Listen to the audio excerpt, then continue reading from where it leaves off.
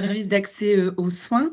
Alors, l'atelier a été préparé et sera co-animé en lien avec l'ARS. Du coup, je vais les laisser se présenter et puis on fera du coup le rapide tour de table des intervenants et des participants.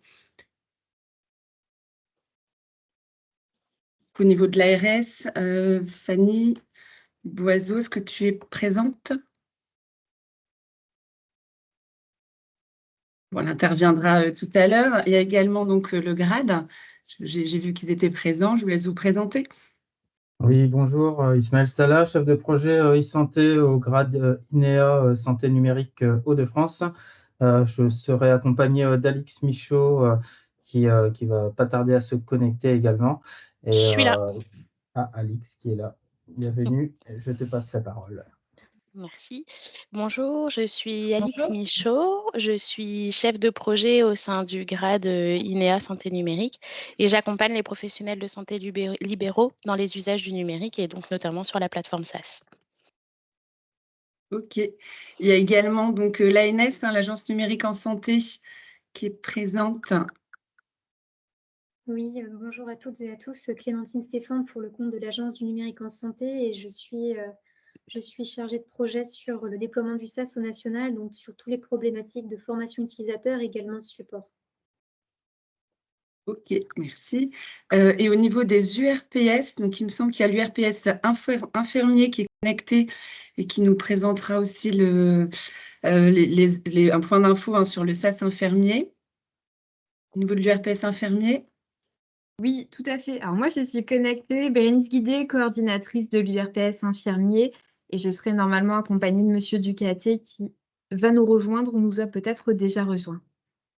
Ok, très bien. URPS pharmacien, il me semble qu'il y avait Fanny Patinier qui devait se connecter.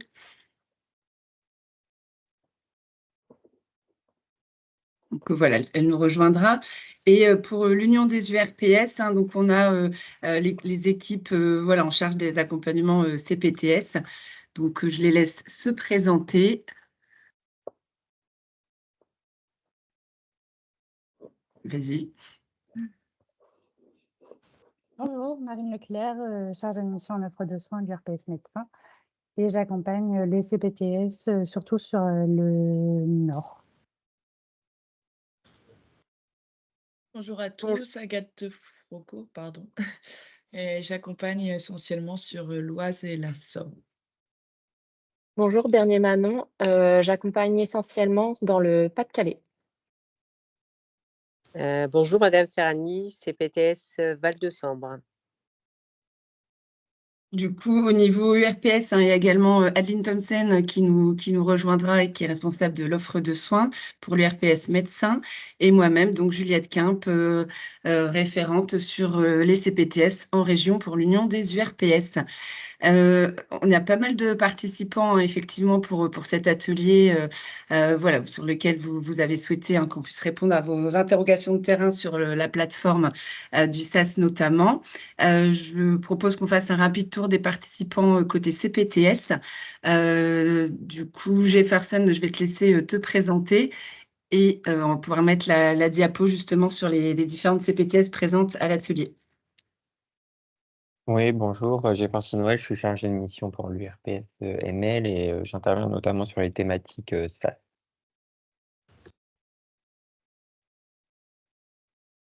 Du coup, côté CPTS, on va mettre voilà, la petite diapositive et du coup, je vous laisse vous présenter les CPTS de l'Aisne.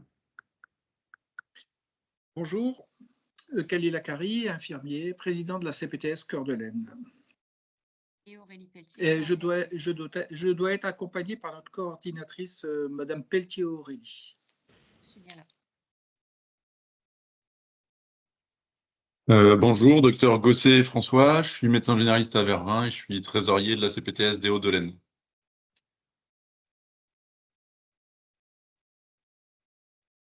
Au niveau de Cœur de l'Aisne et Charlemagne, est-ce qu'il y a des participantes connectées?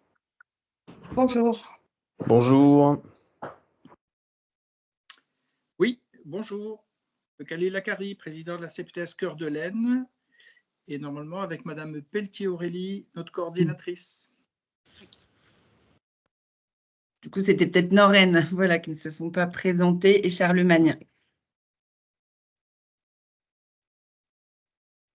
qui se connectent. Au niveau des CPTS de l'Oise, vous pouvez vous présenter. Oui, bonjour, je suis le docteur Maigret, je suis la secrétaire de la CPTS du Beauvaisis. Notre coordinatrice ne sera pas là, on a des soucis de connexion au cabinet, enfin au bureau. Docteur Rougeau, président de la CPTS Picardie Verte, en recherche recrutement de coordinatrice. Ok. Thierry Baumier, coordonnateur de la CPTS Sud-Ouest. Bien. Et pour Kenza Trésor, Cormier. Oui, Kenza Cormier, du coup, coordinatrice de la CPTS Trésor. super, merci. Au niveau des CPTS de la Somme, Bonjour, docteur Alexis Boisdin, vice-président de la CPTS du Santerre. Bonjour, Priscilla van der Becken, coordinatrice de la CPTS Nord-Picardie. bonjour. Et pour les CPTS du Pas-de-Calais, je vais vous présenter. Bonjour, Émilie Delbreuve, fraîchement arrivée au poste de coordinatrice pour la CPTS Val de Lys-Romagne. Bienvenue dans ces ateliers inter-CPTS. Merci. Bonjour à tous, Esma Waman, coordinatrice de la CPTS Beaumont-Artois. Bonjour à tous, donc Caroline Lett, coordinatrice de la CPTS Tarnois Santé. Bonjour à tous. Et enfin, pour les CPTS du Nord, Alors, bonjour à tous, Madame Serrani, infirmière coordinatrice pour la CPTS Val de Sambre. Et je suis accompagnée du président. Okay. Donc, Monsieur Bounoir-Edouane, donc président de la CPTS du Val de Sambre. Bonjour à tous, Arnaud Potier, coordinateur de la CPTS Lys-Armentières. Bonjour à tous. Oh, pardon, allez-y. Bonjour à tous, je suis le coordinateur de la je suis le coordinateur de la CPTS SUV et la Mémence et je suis accompagné avec Dr Azahaf et Dr Zapiro. Ok, bonjour. Donc pour la CPTS Grand Douai, il y a les coprésidents, Madame de Créton et Dr Valency Robert, et moi-même, coordinateur de la CPTS Grand Douai, Gabriel Diacono. Bonjour. Bonjour, Carole Malaquin, la coordinatrice de la CPTS de Tourcoing, Mouveau, Neuville-en-Ferrain. Manuel Armudien, CPTS BBH, normalement docteur Serbou de la CPTS de la. Je confirme, docteur Serbou, dentiste à Bierne. Je suis membre du CA de la CPTS BBH et je copilote le groupe de travail SNP et SAS. Donc la CPTS BBH près de Dunkerque.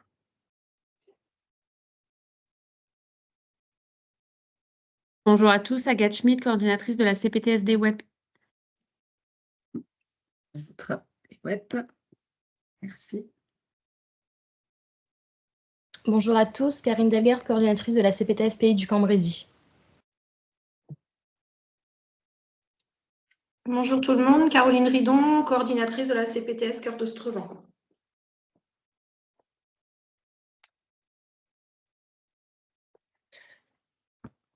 Du coup, Juliette, je crois qu'on a fait le tour des CPTS. Oui. J'ai l'impression qu'elles ont toutes été citées, sauf s'il y en a certaines qui ne se sont pas présentées. Et peut-être Lys-Armentières, OESCO. Lys-Armentières, il y a le Cordo qui s'est présenté, je crois, mais... Docteur Cormoran, vice-président de la CPTS PVL Carambeau-Seclin. Normalement, je dois être rejoint par Quentin Bradier, Paulina Supio et puis Élise Rigal, qui est notre coordinatrice. Ok. Il y avait peut-être encore au littoral en Nord, en Grand Lille, éventuellement. Oui, bonjour. Bonjour, Charlène Pagy, je suis la coordinatrice de la CPTS Littoral en Nord. Docteur Lefay, CPTS Charlemagne, président. Et Grand Lille, il y a quelqu'un de connecté? Ça va venir. Je pense qu'on a fini le tour de table. Voilà, n'hésitez pas si vous n'avez pas pu vous présenter. Sinon, on va démarrer cet atelier. Ouais. Voilà. propose qu'on démarre assez vite parce que c'est vrai qu'on a un peu un ordre du jour un peu chargé. Donc, merci Juliette pour ce tour de présentation. Donc, moi, je suis Adeline Thompson, je travaille à l'URPS médecin. On accompagne notamment la mise en place du SAS dans tous les départements. Pour cet atelier, il sera co-animé avec le GRAD qui est en charge justement des évolutions sur la plateforme SAS. Donc, je ne sais pas si Alix et Ismaël, je crois, vous voulez rapidement vous présenter. On a fait une présentation des C'est bon, et co-animateurs. avec je suis arrivée en retard. Et bien, parfait. Et ben, du coup, on va commencer tout de suite et sur un peu en mode 3 diapos, ce que c'est que le service d'accès aux soins. Mais je pense que là, vous êtes tous bien informés. Fanny, je ne sais pas si tu veux, sinon on peut. Voilà, là, l'idée, c'est vraiment du rappel parce qu'on va vite rentrer dans la technique et surtout les évolutions pour les CPTS. Donc, ça a vocation, donc, normalement, c'est dans tous les départements, ils sont opérationnels. C'est une réponse aux demandes de soins non programmés, hein, pas aux demandes de soins urgents. Donc, il y a 48 heures en principe pour répondre à la demande. Ce n'est pas forcément dans la journée et c'est en dehors de tout ce qui se passe, en dehors de la permanence des soins ambulatoires jusqu'à présent. Donc, c'est en semaine de 8 heures à 20 heures en théorie et le samedi matin. Du coup, pour ce SAS, on a 3 volets importants. On a le volet régulation. Je ne sais pas si d'ailleurs parmi vous, il y a des régulateurs qui, du coup, s'activent pour permettre à des médecins généralistes, libéraux ou retraités, parce qu'on a du mal à en trouver, à pouvoir répondre aux demandes téléphoniques. Donc, voilà, avec notamment, ils sont appuyés désormais par ce qu'on appelle des opérateurs de soins non programmés. Donc, en fonction des départements, on a plus ou moins de lignes de régulation en journée et aussi en fonction de la demande. On a aussi, du coup, la partie effection, et c'est là surtout que les CPTS interviennent, c'est-à-dire l'ensemble des médecins aujourd'hui, si on se concentre sur la partie médecin, mais on va voir enfin que ça va s'ouvrir, mais là, voilà, aujourd'hui, c'est une réponse médicale. Donc, ils s'organisent en fonction de leur disponibilité et si bien entendu ils sont volontaires pour permettre de prendre un rendez-vous en ville. Donc, c'est-à-dire que ça concerne bien entendu pas tous les appels, hein, sinon je pense que vous seriez aujourd'hui en incapacité tous de répondre à la demande, mais il y a beaucoup de filtres qui se fait aujourd'hui par la régulation. Et donc, c'est vraiment ce dont votre confrère a estimé qu'il y avait un besoin de voir un collègue en ville et non à l'hôpital dans le délai de 48 heures. Et on a cette fameuse plateforme numérique qui s'est installée depuis le début, qui évolue au fur et à mesure des remontées d'informations, qui permet à la fois aux effecteurs de montrer qu'ils sont volontaires pour participer, de mettre éventuellement des créneaux disponibles quand il y en a et qui sont visibles du coup du côté régulation. Donc c'est vraiment un outil qui vraiment permet le lien régulation-effection. Et donc, effectivement, vous le savez mieux que moi que dans votre ACI CPTS, vous avez une obligation de vous articuler avec le SAS. On sait aujourd'hui que c'est surtout une logique individuelle médecin. Et donc, c'est l'objet, c'est que cette plateforme, du coup, évolue pour permettre à la CPTS de remplir pleinement ses objectifs et d'être vraiment aujourd'hui un interlocuteur privilégié sur les territoires entre médecins et régulation. Du coup, diapo suivante. Voilà, pour ceux qui n'auraient pas forcément tout suivi, mais je pense aussi que vous le savez, donc en France, tous les SAS aujourd'hui qui sont opérationnels. Dans notre région, du coup, il n'y a que du vert. Donc voilà, ils ont tous en tout cas ouvert. Et aujourd'hui, dans tous les SAS, il y a des réorientations en ville, plus ou moins interconnectées avec les CPTS en fonction des départements. Donc, on a eu les premiers sites pilotes en 80 et en 59. Donc, ce sera intéressant aussi d'avoir des retours des CPTS aussi de ces territoires-là. Et après, très récemment, parce que voilà, je pense qu'il faut aussi laisser du recul au dispositif. Mai 2023, on a eu l'ouverture du SAS dans le Pas-de-Calais. Dans l'Oise. Septembre 2023 dans le Pas-de-Calais. Et enfin, le petit dernier dans l'Aisne en décembre 2023. Quand on dit ouverture, ça veut dire que la régulation fonctionne en journée, ça veut dire que normalement la plateforme est opérationnelle et qu'en principe, il y a quand même eu déjà des réorientations vers les effecteurs. Ensuite, diapositive suivante. Voilà, et après, pour terminer un peu cette présentation générique et pour ceux qui éventuellement ne sont pas encore totalement au fait, sachez qu'aujourd'hui, on n'a pas beaucoup de textes parce que c'est issu d'une expérimentation et donc on attend normalement un décret qui devrait être pris prochainement par le ministère, mais avec les changements successifs des différents ministres, je pense que ça a pris un peu de retard. Mais voilà, à la base, c'était une expérimentation, mais sinon, on n'a qu'un seul texte, mais qui porte plutôt sur la plateforme. Ensuite, on a eu une instruction ministérielle de 2022 pour expliquer un peu ce qu'on attendait, et on était encore dans la phase un peu expérimentale et avec les grandes lignes de la généralisation. Enfin, on a aussi en janvier 2023 un autre texte qui est venu, pareil, du ministère et de l'assurance maladie sur justement les CPTS dans le SAS, parce que vous veniez d'avoir le nouvel avenant 2 qui mettait justement une obligation pour les CPTS de s'articuler avec le SAS. Donc, cette instruction est venue un peu préciser ce qu'elle attendait. Et voilà, nous, on avait repris, mais il faut qu'on la mette à jour, justement, qu'on avait fait avec l'ARS et l'assurance maladie, une fiche un peu les soins non programmés pour les CPTS, qu'est-ce qu'on attend? Et il y avait tout un volet d'articulation. Donc ça, vous pouvez le retrouver sur le site de l'URPS médecin. Mais voilà, en un an, ça a quand même pas mal bougé, et notamment pour les évolutions qu'on va vous présenter là. Et sinon, dans chaque site pilote, en tout cas dans la Somme, le Pas-de-Calais et dans l'Aisne, on a en principe transmis à l'ensemble des médecins généralistes une petite plaquette d'information pour leur expliquer ce que c'était, s'ils étaient volontaires, comment il fallait s'inscrire au SAS, inversement, s'ils ne le sont pas, comment aussi il faut qu'ils peut-être se désinscrivent. Et voilà, donc on a essayé, nous, en tout cas avec notre casquette médecin là, pour le coup, d'informer au maximum les médecins aussi de ce dispositif qui arrive progressivement sur vos territoires. Voilà, en présentation générique. Si vous avez d'autres questions génériques, n'hésitez pas à le mettre dans la conversation. Sinon, je vous propose qu'on rentre tout de suite dans le vif du sujet, c'est-à-dire cette plateforme SAS, comment fonctionne-t-elle et comment ça marche pour les CPTS? Du coup, je pense que c'est le grade qui prend la suite. Donc, ça nous semblait intéressant, avant de rentrer dans le vif du sujet côté CPTS, de refaire un petit peu le point sur la façon dont ça se passe côté effecteur et côté régulateur.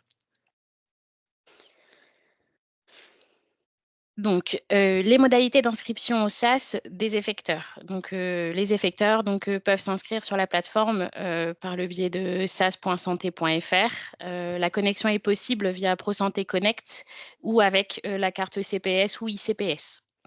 Donc là, l'idée, c'est que chaque effecteur complète son profil en indiquant souhaiter participer au SAS, donc soit à titre individuel, dans le cadre de sa CPTS ou dans le cadre de sa MSP. Donc là, ici, en ce qui nous concerne, ce sera bien évidemment dans le cadre de sa CPTS. Indiquer également, utiliser un des logiciels de rendez-vous interfacés avec la plateforme. Sinon, du coup, le professionnel déclare sur l'honneur mettre en visibilité à minima 2 heures de disponibilité par semaine sur son agenda plateforme numérique SAS et avec la saisie du coup manuelle de ces créneaux de disponibilité. Ou alors, le professionnel indique refuser participer au SAS et dans ce cas, il coche « Je refuse d'afficher mes créneaux grand public disponibles ». Donc, on vous a mis une capture d'écran là sur la droite de concrètement comment ça se présente sur la plateforme. Donc, vous retrouvez un petit peu tout ce que je viens de vous indiquer. Donc, c'est assez simple à renseigner.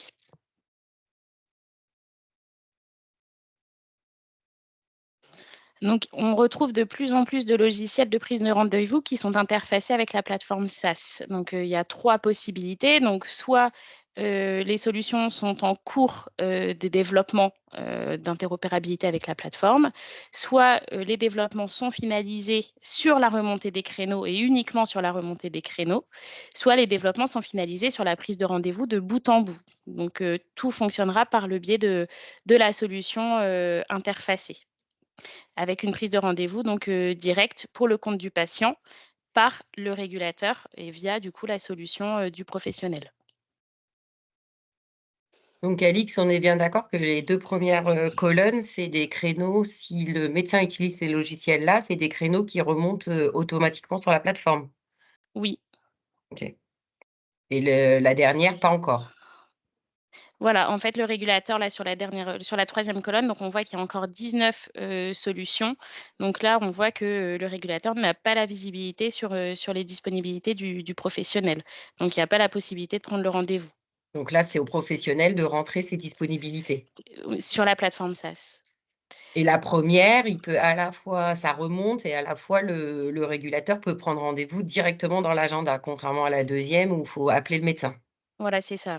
OK, Voilà, parfait. sur la deuxième, on voit bien du coup que le régulateur finalise la prise de rendez-vous par le téléphone. OK. Docteur Boisdin, vous avez levé la main, vous avez une question? Oui, je voulais témoigner. J'utilise Doctolib logiciel, enfin pour l'agenda pour logiciel. J'ai ouvert mes créneaux au SAS et la dernière fois j'étais avec eux avec la régulation au téléphone et je faisais un test et pour eux c'était impossible de prendre rendez-vous directement par Doctolib, de prendre un rendez-vous de bloqué.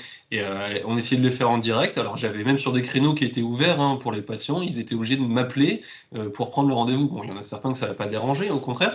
Mais en tout cas, voilà, il y avait quand même des soucis au niveau de l'interface de certains logiciels où le SAMU était vraiment impossibilité. Ils faisaient comme s'ils étaient un nouveau patient, et alors que j'avais débloqué pour les adressages. Donc j'ai l'impression que tout n'est pas encore au point sur certains logiciels, pour le mien en tout cas.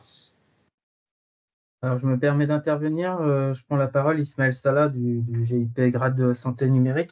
Donc, en effet, sur la plateforme, il faut bien séparer en fait le logiciel qui est l'éditeur de prise de rendez-vous, comme Doctolib, Keldoc, etc. Donc, tous les logiciels qui sont listés dans ces colonnes-là.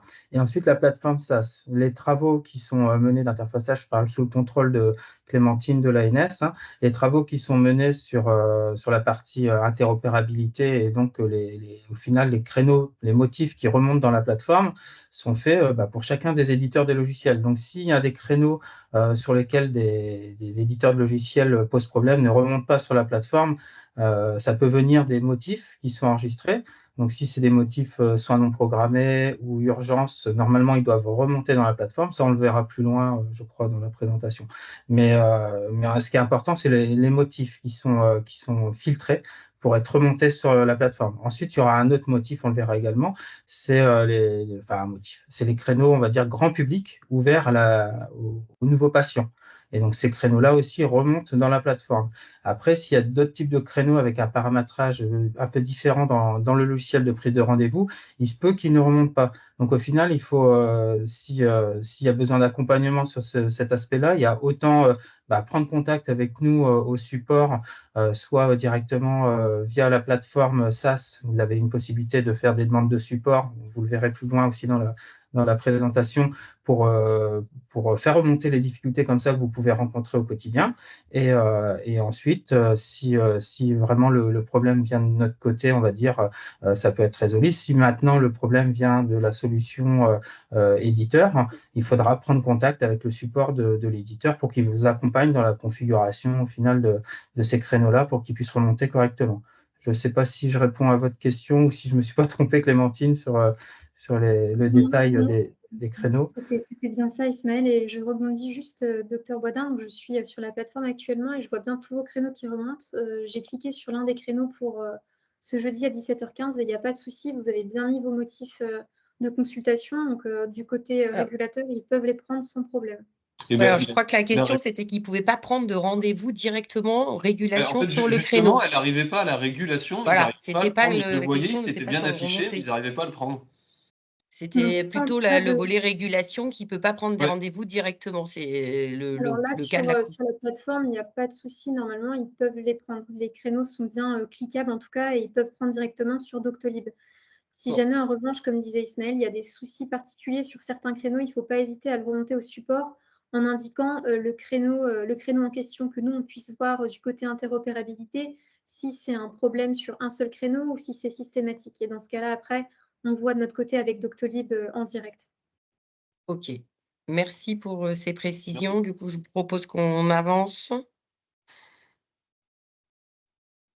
Je vais lever la main aussi. Je sais pas si, je ne vous avais pas vu, docteur Cornobis. Ah, allez-y.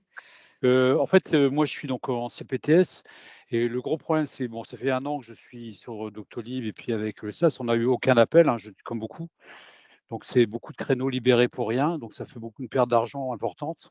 Et on a pris en plus un abonnement Medical qui était censé recevoir les appels du SAS. On n'a rien eu par Medical. Parce que le problème des CPTS, c'est qu'on est en grande ville, on est territorialisé. Donc, je ne peux pas prendre les appels de tout l'île. Et au niveau de la régulation, je pense qu'ils ne s'embêtent pas. C'est-à-dire qu'ils envoient SOS Médecins, ils envoient. Et je ne sais pas comment faire quand on passe par les CPTS, parce que là, vous parlez des. Ouais, mais justement, c'est la phase d'après. Ah bon, Je vous donc, propose, je parce préfère le qu'on dire avant. a justement Alix En même temps, précisé qu'on commençait ouais. par le volet médecin pour un petit rappel. Donc, je pense qu'il ne faut pas qu'on y passe trop de temps parce que c'est effectivement pas l'objet de la réunion. Et après, on bascule sur la partie CPTS. Donc, on garde votre question sous le coude. Et au moment où on sera sur la partie CPTS, Parce que j'ai une on autre verra réunion en même justement temps. par C'est pour ça rapport que au nombre d'appels et ce que vous signalez. je pose la question maintenant. Voilà, parfait. Allez, vas-y, Alix. Donc, pour les logiciels donc, qui sont interfacés, donc 2 types de créneaux remontent sur la plateforme, c'est ce qu'on vient de dire. Il y a les créneaux donc, qui sont ouverts au grand public, aux nouveaux patients, et les créneaux qui sont configurés pour les soins non programmés et donc qui sont des plages typées soins non programmés ou urgences. À savoir que la régulation, du coup, peut voir les créneaux disponibles jusqu'à 72 heures, avec la possibilité, du coup, de filtrer sur un créneau plus proche en fonction du degré d'urgence. En pratique, dans la recherche des régulateurs, donc les régulateurs donnent une priorité aux créneaux des médecins qui ont indiqué souhaiter participer au SAS. Et souvent, quand il y a une orientation sur une plage grand public, les régulateurs téléphonent au médecin pour valider cette prise de rendez-vous avec lui.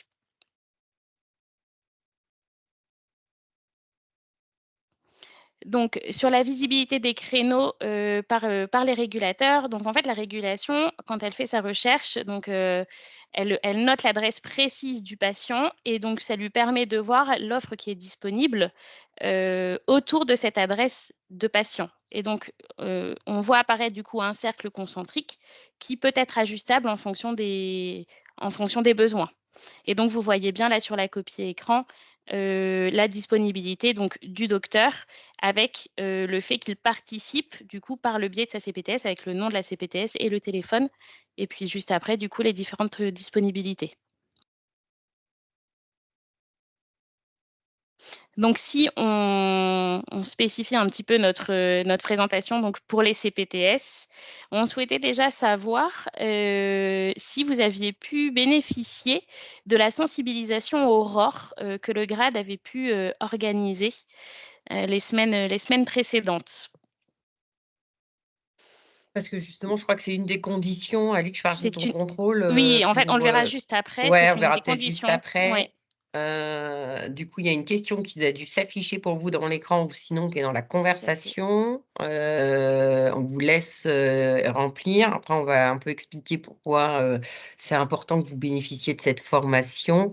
Et pour ceux qui rempliraient, qui n'auraient pas bénéficié de cette formation, peut-être mettre le nom de votre CPTS dans le chat, parce que du coup, il faudra qu'on vous recontacte, parce que la dernière session sur cette sensibilisation, c'est le 16 avril, comme c'est indiqué sur la slide, et c'est l'étape préliminaire pour après permettre à votre CPTS de pouvoir se connecter directement en tant que gestionnaire sur la plateforme. Juste peut-être pour les qu'après, professionnels de en fonction santé, de l'utilité, vous verrez si ça vous parle ou pas. Docteur Rougeau. Oui, j'avais justement une petite question parce que j'ai encore reçu un mail justement de l'ARS pour me dire que il y allait avoir la dernière réunion, je pense, avec le grade INES Santé Numérique pour le fonctionnement de la plateforme SAS et des CPTS, où on doit s'inscrire de manière exhaustive dans l'Aurore. Mais moi, j'ai déjà eu l'impression d'avoir participé à ça. Alors, j'avoue qu'avec les réunions entre l'URPS, l'ARS, tout ça, je suis un petit peu perdue. Donc, je me dis, est-ce qu'il faut encore que j'aille faire cette dernière formation le soi-disant 16 avril à midi ou est-ce que c'est OK en sachant que pour l'instant, on n'a toujours pas non plus de coordinatrice et que moi, j'ai fait ma partie au niveau médecin. Et alors, après, est-ce que votre fiche, elle a été complétée du coup pour l'Aurore? En fait, si votre CPTS est dans l'Aurore, effectivement, c'est pas, vous n'avez pas à participer à la réunion du 16. Il faudrait que j'aille vérifier il faut que je tape ROR CPTS et je vais trouver ça. Voir si vous apparaissez et si les coordonnées qui apparaissent sont les bonnes coordonnées. Alors, nous, On le verra après, c'est ça du coup, toi, l'enjeu, de en fait. toute façon, tu pourras vérifier si la CPTS donc du docteur Rougeau, qui est du coup Picardie verte, hein, est fait, a ou pas eu cette formation. Toi, tu pourras le vérifier, Alix. Oui, je peux le voir auprès de mes collègues. Éventuellement, ok. Donc, Merci. du coup, il y en a quand même une dizaine qui expliquent qu'ils ne l'ont pas eu, mais peut-être qu'ils ne savent pas non plus s'ils l'ont eu. On a aussi un commentaire comme quoi, des fois, ça a été fait avant par une coordinatrice qui est partie. Donc, ce qu'il faut refaire quand la personne qui a bénéficié de la sensibilisation est partie. Puis, alors, on a aussi un commentaire qui dit que pour certains, c'est plutôt. C'est un peu. Qu'est-ce que vraiment le ROR par effectivement Oui, je rubéole, voulais, oreillon je voulais et y rougeole. revenir. Peut-être expliquer rapidement Oui. parce que on rentre Le vite ROR, dans c'est pas un le vaccin jargon contre la peut-être pas rougeole. compréhensible de la part de certains professionnels. Vous m'entendez? Oui. Oui. Oui, je suis le docteur Tréhou, j'arrive pas à lever ma main. Je voulais juste dire que le ROR, on ne parle pas du vaccin contre la rougeole, les oreillons et la rubéole. De dire aussi, alors je ne sais pas quel est le rapport avec cette question et nos SAS. Bah, Du coup, justement, on peut-être va la y question venir juste d'après. après. On Ouais. peut passer sur le diaporama. Donc, le ROR, c'est le répertoire de l'offre et des ressources. Donc, pourquoi utiliser le ROR? Donc, voilà, répertoire de l'offre de soins donc, sur le territoire. Et en fait, la plateforme SAS utilise les données que vous avez enregistrées sur le ROR pour orienter les patients. Donc, en fait, pour que les orientations se fassent correctement par le biais de la plateforme SAS, il faut que l'offre des CPTS soit renseignée dans le ROR. On va vous demander d'intégrer les zones d'intervention de votre CPTS. Et donc, du coup, comme ça pourra impacter après sur la plateforme SAS le rayonnement. De faire remonter dans les résultats de la recherche la CPTS associée donc, à la localisation du patient et d'intégrer les coordonnées et de mettre à jour les contacts à destination de la régulation. On l'a vu tout à l'heure, en fait, il y avait la petite carte de la CPTS. En fait, cette carte-là, elle se sert des données que vous aurez enregistrées sur votre fiche ROR. Donc, il faut bien faire attention en fait, aux coordonnées que vous souhaitez afficher. Voilà, là, à savoir que à l'heure actuelle, en fait, les coordonnées donc, qui sont affichées dans le ROR, en fait, elles ont été pré-renseignées par le biais du FINES. Mais donc, du coup, il y a des informations qui se trouvent dans le FINES que vous ne souhaitez pas forcément voir affichées sur la plateforme SAS. Je parle, par exemple, il me semble qu'on avait eu la problématique de coordonnées de président de CPTS donc, qui s'était identifié comme étant président de CPTS sur le FINES. Donc ça, OK, pas de problème. Mais donc, du coup, en fait, la plateforme SAS, elle a repris en fait, les coordonnées du président de la CPTS. Et en fait, c'est le président de la CPTS qui était appelé par les régulateurs pour la prise de rendez-vous. Et donc là, concrètement, ce n'était pas du tout adapté. Donc, c'est pour ça que c'est important, en fait, que vous puissiez prendre attache donc, avec mes collègues au sein du GRAD, qui sont, du coup, dédiés à Aurore, pour pouvoir, du coup, vous donner un compte utilisateur ROR pour que vous puissiez renseigner, du coup, vos coordonnées et les différentes données que vous souhaitez faire apparaître. Le ROR, c'est intéressant, du coup, pour la plateforme SAS, mais c'est également intéressant pour d'autres outils. Ça vient alimenter d'autres outils. Donc, c'est vraiment le répertoire dont on se sert pour différents logiciels. Ça vient quelque part identifier la CPTS comme étant un acteur dans le paysage, c'est ça? C'est que Tout à fait. ça va vous Oui, c'est permettre ça. après peut-être pour autre chose aussi d'être Tout à fait. connecté avec d'autres logiciels ou autres. C'est ça. Du coup, tu disais prendre contact, donc il y a bien le numéro le mail L'inscription, qui est ouais, voilà. c'est ça. Docteur Tréhou, du coup, vous avez levé la main, c'est toujours la même question ou vous avez une nouvelle question? Oui. Non, c'était sur ce sujet-là. Effectivement, nous, on se demandait pourquoi c'était notre pharmacien qui est président de la CPTS qui recevait les soins non programmés. Je viens de le comprendre. Voilà, c'est ça. Effectivement, on avait mis notre président. On pensait fort légitimement que c'était à lui de figurer. OK, Voilà. merci. Donc, vous avez voilà, les informations. Donc, on vous propose donc, on a déjà réalisé le grade de 2 sessions. On vous en propose une 3e et dernière. Et donc après, pour les nouvelles CPTS, donc ce sera fait au fil de l'eau, effectivement, pour que toutes les CPTS, du coup, soient répertoriées dans l'Aurore et donc après sur la plateforme SAS. Donc, session d'1 heure le 16 et vous avez l'inscription notamment pour ceux qui n'auraient pas encore bénéficié de la formation. Du coup, on peut continuer, Alix? Oui. Il y a une question où on demande où on s'inscrit, Où on s'inscrit pour faire la formation? je suppose. Bah là, Voilà, inscription, c'est ça ROR, l'adresse mail.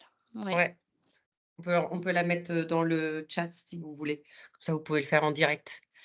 Madame Maigret, oui. Oui, excusez-moi, je voulais savoir en fait, là, vous demandez qu'on renseigne des coordonnées, mais vous demandez aussi que les professionnels, ils indiquent déjà leur disponibilité sur le site. Alors, Non, pas sur l'Aurore. Non, pas sur Non, l'Aurore. pas sur l'Aurore. L'Aurore, c'est vraiment la fiche identité de la De la CPTS. CPTS. C'est juste C'est pas comment on joint corrélé la directement au CPTS, SAS. quoi. C'est ça. OK. Mais du coup, il y a c'est pour ça que c'est important en fait que vous puissiez prendre attache auprès de mes collègues qui pourront vraiment vous expliquer plus en détail les enjeux en fait de s'inscrire correctement sur l'Aurore, parce qu'il y a des questions de différentes unités, etc. Et donc avec des coordonnées qui peuvent varier. Enfin, voilà, c'est un petit peu technique, donc je laisserai mes collègues vous l'expliquer. Mais effectivement, en tout cas, c'est un prérequis pour la CPTS pour s'inscrire sur la plateforme SAS. Il y a une question aussi de Madame Agathe Schmidt de la CPTS des web. On pourra répondre tout à l'heure sur les cas Oui, d'usage. c'est ce que j'allais dire. On va y répondre tout à l'heure plus précisément. Donc, je propose qu'on avance un peu. Alors, donc là, concrètement, les CPTS ont été intégrés sur la plateforme SAS et donc là, l'enjeu, c'est de pouvoir s'y inscrire. Donc, le prérequis, on vient de le dire, c'est remplir ces informations dans l'Aurore, pouvoir indiquer le territoire qui était couvert par la CPTS et le numéro de contact de la CPTS sur les soins non programmés. Donc ça, c'est ce que je viens de dire. Concrètement, la CPTS, donc éventuellement la coordination de la CPTS, donc demande la création d'un compte gestionnaire de structure CPTS à sas@isanté-hdf.fr. Le compte est créé. Le service, donc le SAS, envoie un lien d'activation pour le compte qui n'est valable que 12 heures. Donc, c'est quand même assez rapide. Donc, voilà, faut le faire très rapidement une fois que vous avez reçu le mail, parce qu'après, le lien, il ne fonctionne plus. Donc, après l'idée, vous cliquez sur le lien, vous validez le compte. Le site web SAS, du coup, s'ouvre et là, vous pouvez créer donc votre mot de passe ou utiliser une carte CPX. À aujourd'hui, on compte 40 comptes de gestionnaires de structures CPTS créés sur la plateforme. Et on est bien d'accord que c'est une fois que la CPTS elle est opérationnelle qu'elle fait tout ça. C'est-à-dire, faut au moins, je sais pas, à quel moment elle le fait dans tout son process de création. Est-ce qu'on peut anticiper? Est-ce qu'il y a des contraintes pour pouvoir bénéficier du ROR? Faut être reconnu SCI, par exemple, ou pas forcément? Si je peux répondre à un élément, je sais qu'il y a certaines CPTS qui n'ont pas pu avoir leur numéro finesse ou leur projet validé, ce qui avait empêché la création de leur compte. Pour le reste, il n'y avait pas eu point de blocage à ma connaissance. D'accord, ok. Et là, c'est vrai qu'on a une question qui est assez intéressante. Bah, je ne sais pas s'il y a un lien, mais pour avoir le compte gestionnaire, il faudrait éventuellement un numéro de téléphone. Mais tant qu'ils n'ont pas de coordo, si on veut éviter justement le numéro de téléphone du président ou du secrétaire, peu importe, est-ce que c'est une condition d'avoir le numéro de téléphone ou comment on peut on peut le donner dans un second temps? Oui, bien sûr, vous pouvez donner dans un second temps. Il n'y a pas de souci. Le compte de gestionnaire de structure n'est pas dépendant d'un numéro de téléphone de coordinatrice. On sait que tous les CPTS ne sont pas encore assez matures pour avoir des coordinateurs ou coordinatrices. Donc, il n'y a aucun souci. On peut quand même vous créer un compte de gestionnaire de structure en amont. Ok, merci, parfait. Du coup, s'il n'y a pas d'autres questions, je reprends.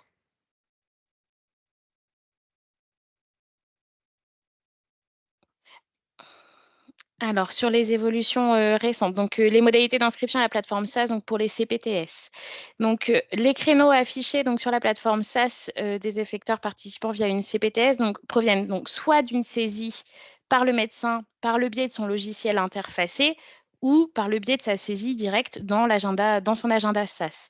Ou donc dans le cas où le logiciel du médecin ne serait pas interfacé, c'est du coup le gestionnaire de structure CPTS qui peut saisir directement dans l'agenda SAS les disponibilités.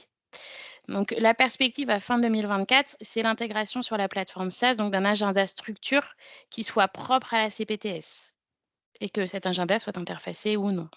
Ce qu'on vous a montré, donc vous avez actuellement la visibilité qu'on avait tout à l'heure, c'est-à-dire que vous aviez le nom du médecin et en dessous la carte de la CPTS avec le nom de la CPTS et ses coordonnées, ainsi que les disponibilités. Au 23 avril, donc, la plateforme va évoluer et donc ça va être un petit peu différent. En fait, on verra en premier lieu le nom de la CPTS, donc là par exemple on voit CPTS Suresnes, et en dessous du coup on verra les différents médecins qui participent avec leur disponibilité. Donc ça, c'est Et une donc, les évolution qui est prévue en disponibilités, avril. c'est soit encore le médecin qui les remplit et il dit via sa CPTS, C'est ça. ou s'il met via sa CPTS, tout de suite, la logique s'inverse. Au lieu d'avoir le médecin et le nom de la CPTS en Oui, oui. dessous, on se Ça, retrouve ça. peu, OK. peu importe la façon dont le médecin aura Ok. saisi Donc, soit c'est comme ses avant, il disponibilités. continue à s'inscrire, soit là, la nouveauté, c'est que le gestionnaire du compte pourra aussi inscrire les disponibilités des Oui, médecins ça s'il change le rien. souhaite. Tout à fait. OK, parfait, c'est clair. Docteur Rougeau ou non? Alors, Carole, je crois que vous avez levé la main, et aussi la CPTS Lys Armentières. Oui, j'ai levé la main parce que donc j'ai mon accès au SAS, à la plateforme SAS. Je ne vois pas comment je peux remplir moi-même les créneaux, mais en tout cas, on passe par Secrétel, donc Ça, je on va pense que on ça. va- oui. Voilà, et quand je vois sur les médecins qui sont sur la plateforme, je vois des médecins radiologues, donc je suis surprise de voir ça. Il manque des médecins, donc je ne comprends pas de cette liste en fait. Alors moi, je pense que j'ai la réponse, Carole. C'est en fait, même si tu as mis en place les SNP dans ta CPTS, il faut quand même qu'il y ait une action de la part du médecin qui vienne s'inscrire sur la plateforme, comme on a vu au début de la présentation tout à l'heure. Il faut que chaque professionnel indique participer via sa CPTS et identifie la CPTS à laquelle il appartient. Oui, et ben j'ai justement une médecin qui a un peu galéré, mais qui passe par la CPTS, et oui, elle apparaît pas, donc c'est surprenant. Mais ce que je comprends d'autant moins, c'est pourquoi j'ai des médecins radiologues. Les médecins Alors radiologues font pas on des peut vous SNP. répondre. Aujourd'hui, dans la réglementation, tout médecin peut être effecteur. Il n'y a pas spécialement généraliste, spécialiste. Et puis là, vous allez le voir, demain, on va aussi avoir des infirmières. Donc, quelque part, à terme, on a quand même une logique qui va s'ouvrir. Donc, même si on est aujourd'hui, en tout cas côté régulation, on est bien sur de la médecine générale, côté infection. Si jamais il y a besoin d'avoir un rendez-vous chez un radiologue dans les 48 heures, pourquoi pas? C'est très rare et ça ne se fait pas, mais rien n'interdit aujourd'hui à un spécialiste de s'inscrire sur cette plateforme. Mais alors, ils se sont inscrits, mais pas via la CPTS. Ils ont peut-être noté CPTS, parce que moi, je ne suis pas au courant de ces rendez-vous.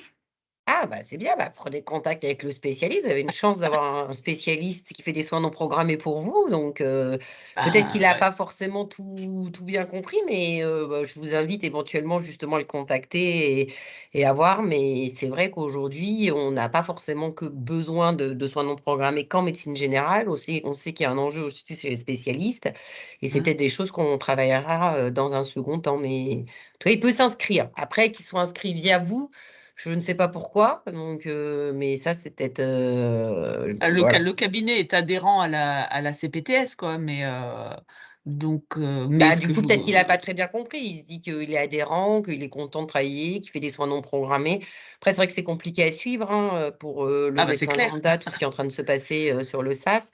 Donc, Bah, même pour les voilà. CPTS, c'est pas clair. Oui, voilà. Et encore, voilà. Donc, on fait ce qu'on peut au niveau de l'information, mais appelez-le. Et puis après, ça peut être utile aujourd'hui d'avoir un médecin radiologue ou ophtalmo ou autre qui font des soins non programmés, puisque en fonction de la demande, on n'est pas tout le temps obligé de renvoyer vers un médecin de médecine spécialisé en médecine générale. Émilie, vous avez levé la main. Oui, je voulais savoir si on pouvait combiner les modalités d'inscription. Est-ce qu'il peut y avoir des périodes où le logiciel interfacé pourrait être utilisé et d'autres où ce serait, enfin, dans la majorité des cas, ce serait la coordo qui viendrait inscrire les rendez-vous, mais sur ces périodes d'absence, est-ce qu'on peut basculer sur les logiciels interfacés? Alors, si je peux prendre la parole, Clémentine complétera si nécessaire. À l'heure actuelle, la modalité, elle est enregistrée une seule fois dans la configuration du profil de l'effecteur. Donc, s'il y a besoin de modifier ça, c'est au coup par coup, et donc je pense que ce n'est pas nécessairement adapté. Après, selon les besoins et l'évolution de la plateforme, peut-être que ce sera intégré, mais là, je peux pas m'avancer sur les futures évolutions. Je ne sais pas si Clémentine, toi, tu as des éléments à apporter. Alors que je comprenne bien le cas d'usage, c'est dans le cas où, dans la CPTS, vous avez une gestionnaire de structure qui gérait les agendas des PS qui seraient absentes sur une période, c'est ça? C'est ça, oui, oui. Dans ce cas-là, le professionnel de santé, oui, il peut totalement remplir soit de façon manuelle via l'agenda SAS ses disponibilités, soit avec son agenda interfacé, comme il fait d'habitude, en fait. Ok, Et donc après, on peut combiner. Ouais, combiner, oui. Enfin, dans tous les cas, de toute façon, ce sera l'un ou l'autre qui sera utilisé. Et vous pouvez aussi mettre des informations complémentaires si jamais, lors de la période d'indisponibilité, il faudra joindre les professionnels de santé directement. Ça, c'est faisable aussi. Parfait, merci.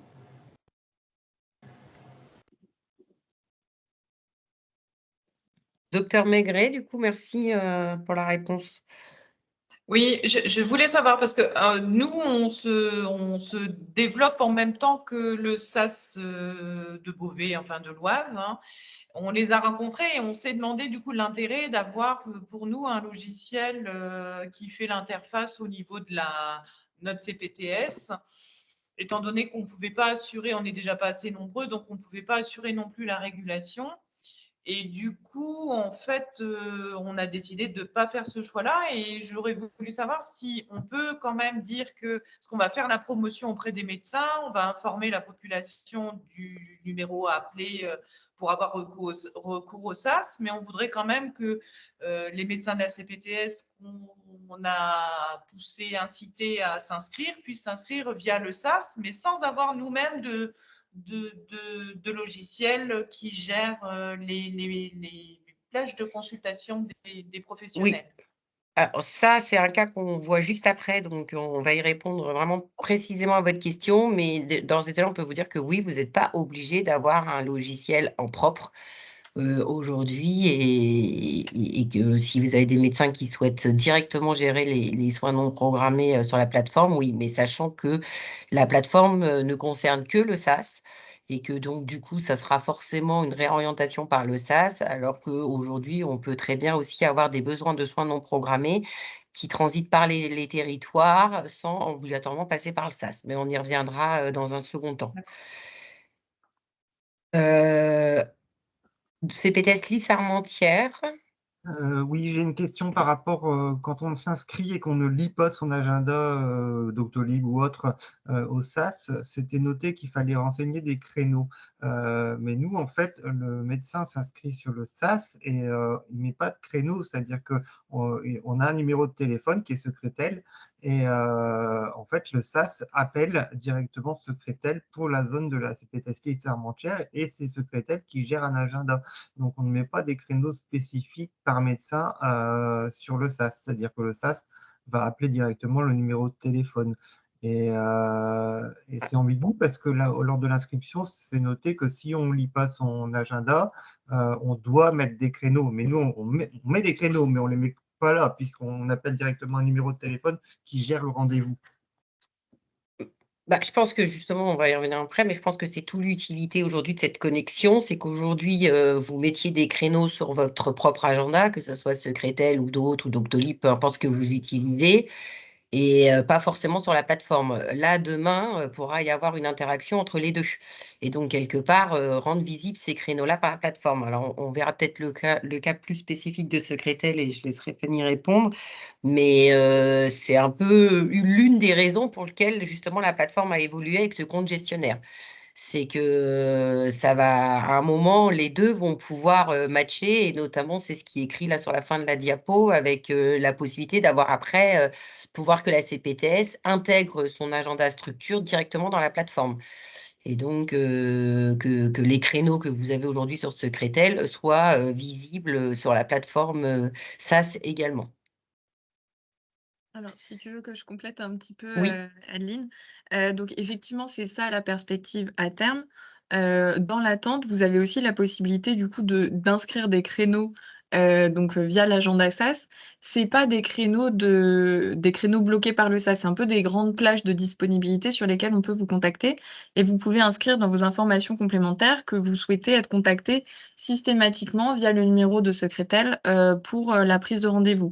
Donc en fait, le fait d'inscrire ces grandes plages, donc ça peut être même en fait entre guillemets toute la journée qui est notée comme en disponibilité pour le SAS, ça va simplement permettre que vous soyez référencé dans les résultats. Mais par contre, la régulation devra systématiquement appeler secrétaire pour pouvoir faire la prise de rendez-vous. Et là, ça sera du coup en fonction des créneaux que vous avez effectivement mis en place au niveau de votre CPTS, donc à votre niveau territorial.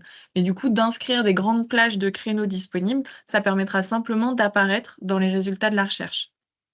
Sans forcément que derrière, vous bloquiez les créneaux Mais et que ça- c'est pas parce que vous avez mis qu'ils étaient disponibles que ça le sera au moment où on vous appelle. Parce que quoi qu'il arrive, on Exactement. vous appellera avant et il sera possible que vos créneaux soient pris par vos patients ou par autres. C'est pas une obligation après que le créneau reste libre. Mais ça permet effectivement de répondre aux conditions 1, s'inscrire, 2, mettre des créneaux et 3, surtout permettre justement après appeler ce fameux numéro qui est là, le secrétaire, et après, c'est secrétaire qui trouvera vraiment votre disponibilité en fonction de vos réels créneaux et qui fera le relais. Merci. Du coup, je vous propose qu'on avance.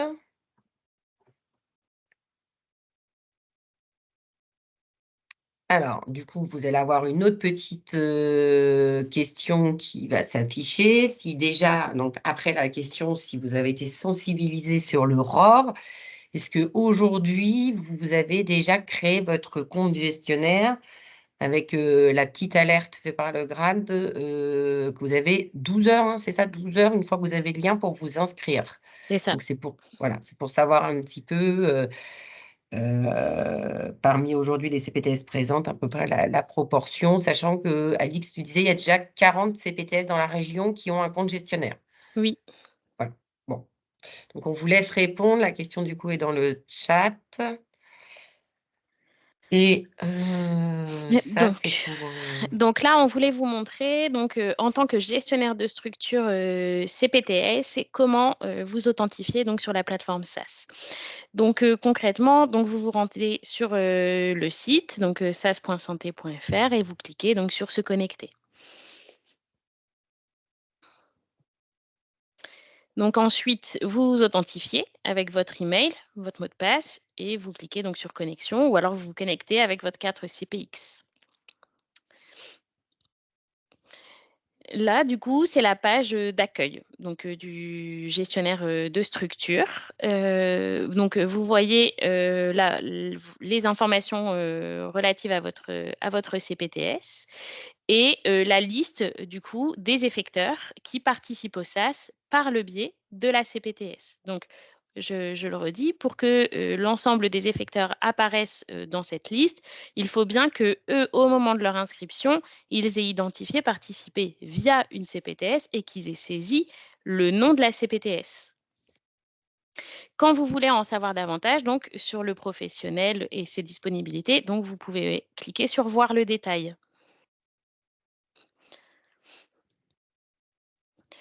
Donc là, quand vous cliquez sur « Voir le détail », donc vous avez la page de l'effecteur qui s'affiche avec ses coordonnées, donc son adresse, son numéro de téléphone, les disponibilités. Et là, on est du coup sur un effecteur qui utilise un logiciel interfacé avec la plateforme. Donc, du coup, vous avez bien la visibilité des éléments que je viens de vous donner. Par contre, les informations complémentaires, là, pour le moment, elles ne sont pas encore visibles. Elles ne seront visibles qu'à partir du 23 avril. Donc, c'est une prochaine évolution de la plateforme. Donc, pour le moment, si l'effecteur utilise une solution interfacée avec la CPTS, le gestionnaire a accès à toutes ces informations, sauf aux informations complémentaires. Là, du coup, on a la page d'un effecteur qui utilise une solution qui n'est pas interfacée avec le SAS. Donc, vous avez quand même donc, les coordonnées du professionnel, vous avez les disponibilités, les périodes du coup d'indisponibilité et vous avez également accès donc aux informations complémentaires. Et là, ce qui varie de la page qu'on a vue là précédemment, c'est que le gestionnaire peut du coup venir modifier les informations. Vous voyez, il y a le petit bouton éditer. Donc, ça veut dire que là, le gestionnaire a la main sur les informations qui sont indiquées. Donc, vous avez la possibilité de modifier les disponibilités, les indisponibilités, les informations complémentaires.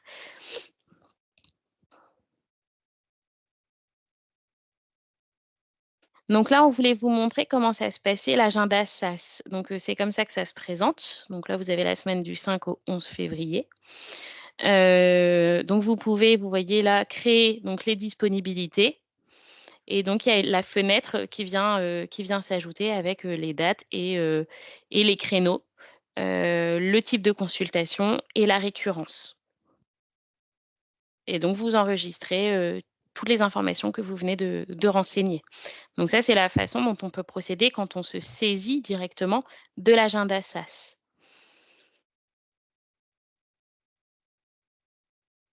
Donc, il y a différentes évolutions. Donc, il y a sur le premier trimestre, donc les évolutions qui ont déjà eu lieu donc au mois de mars. Donc, c'est le fait que le gestionnaire de structure ait la visibilité des créneaux des professionnels, quel que soit l'outil qui est utilisé.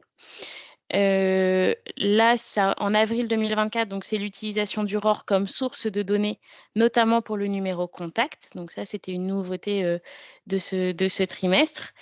Et donc avec l'importance donc de pouvoir renseigner le ROR pour pouvoir après s'inscrire sur la plateforme SAS. Au 23 avril, donc vous l'avez vu tout au long de la présentation, vous avez vu, c'est une date qui revient fréquemment. Donc là, on a donc la possibilité d'afficher donc les informations complémentaires. Donc c'est ce que je viens de vous dire, quand la solution est interfacée. Et la visibilité, la disponibilité des créneaux, donc en premier lieu par le biais du compte CPTS, puis si besoin sur la liste des médecins participant à la CPTS. Donc ça, c'est ce qu'on vous a montré, vous avez vu à un moment donné, là maintenant vous allez voir le nom de la CPTS et en dessous, l'ensemble des professionnels qui participent avec leur créneau. Alors qu'aujourd'hui, c'est l'inverse. On voit les professionnels qui participent et le fait qu'ils appartiennent à une CPTS. Là, du coup, l'affichage va basculer. Et fin 2024, donc l'intégration sur la plateforme SAS donc d'un agenda structure qui soit propre à la CPTS. Merci. Alors, si vous rencontrez donc des problèmes techniques sur la plateforme, vous n'hésitez pas donc à consulter la FAQ et à contacter donc, si vous ne trouvez pas la réponse, le support via le formulaire de contact. À savoir également, il y a un espace de formation qui est accessible pour tous, sans identifiant, sans connexion particulière, sur sas.santé.fr/formation. Et donc là, ça vous permet du coup d'avoir des renseignements complémentaires et de vous essayer sur la plateforme. En cas de problématique également, vous pouvez contacter donc le support régional donc à l'adresse sas@isanté-hdf.fr. Donc, vous n'hésitez pas, si vous avez la moindre difficulté, à nous les faire remonter. Ça permet aussi, éventuellement, de faire progresser et de participer à l'évolution de la plateforme.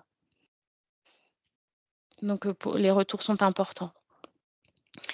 Donc, on vous a communiqué un certain nombre d'informations. Je pense qu'il vous faut un petit peu de temps du coup pour bien appréhender un peu tout ça. Est-ce que vous pensez intéressant qu'on puisse reproduire du coup ce type d'informations? Est-ce que vous avez besoin d'informations complémentaires, d'informations encore un peu plus poussées? Est-ce que vous souhaitez qu'on se revoie passer le 23 avril, par exemple, une fois que les prochaines évolutions auront eu lieu? Voilà, on est à votre disposition et on voulait savoir si vous souhaitiez du coup qu'on reprogramme un temps d'échange ensemble. Alors déjà, pour compléter sur le sondage, sur s'ils sont inscrits sur la plateforme, on a quand même 11 CPTS présentes aujourd'hui qui ne sont pas encore inscrites sur la plateforme. Je pense que du coup, ça va pas tarder, donc ce qui est plus que la majorité.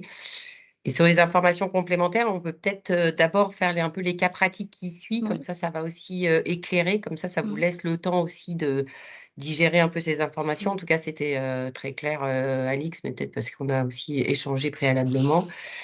Du coup, grosso modo, après, on a essayé de savoir un peu pourquoi on faisait toutes ces évolutions et d'essayer de se caler à peu près aux organisations dont on avait connaissance par les CPTS. Donc, déjà pour rappel, hein, aujourd'hui, vous êtes surtout en charge d'organiser les soins non programmés sur votre territoire. Et vous l'avez eu bien avant, pour ceux qui sont créés déjà il y a quelques années, pas non plus si vieux que ça, parce que c'est quand même un dispositif récent. C'était avant le SAS, donc ça ne concerne pas forcément que la médecine générale. Donc voilà, c'est vrai que on a beaucoup du coup centré sur le SAS et certaines CPTS l'ont d'ailleurs regretté. Et c'est ce qu'on expliquait dans le document qu'on avait fait avec l'ARS il y a à peu près 1 an ou 2. L'idée, c'est déjà de savoir s'il y a des carences et si oui ou non, vous avez ou pas besoin de mettre en place une nouvelle organisation. C'est pas parce que vous devez organiser les choses qu'il y a forcément besoin de créer quelque chose de nouveau. Effectivement, avec l'avenant 2, vous avez quand même aussi une obligation de s'articuler avec le SAS. Donc, on va un peu repréciser ça veut dire quoi.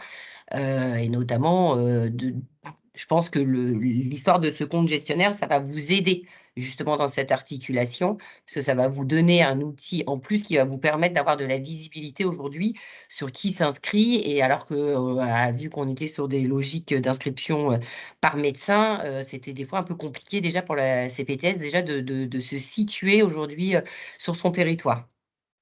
On rappelle aussi qu'il y a une liberté aujourd'hui pour les médecins, que ce soit de participer aux soins non programmés de la CPTS et ou au SAS. Donc ça, vous devez le savoir mieux que moi, mais il y en a qui veulent bien participer aux soins non programmés de la CPTS, mais pas forcément au SAS.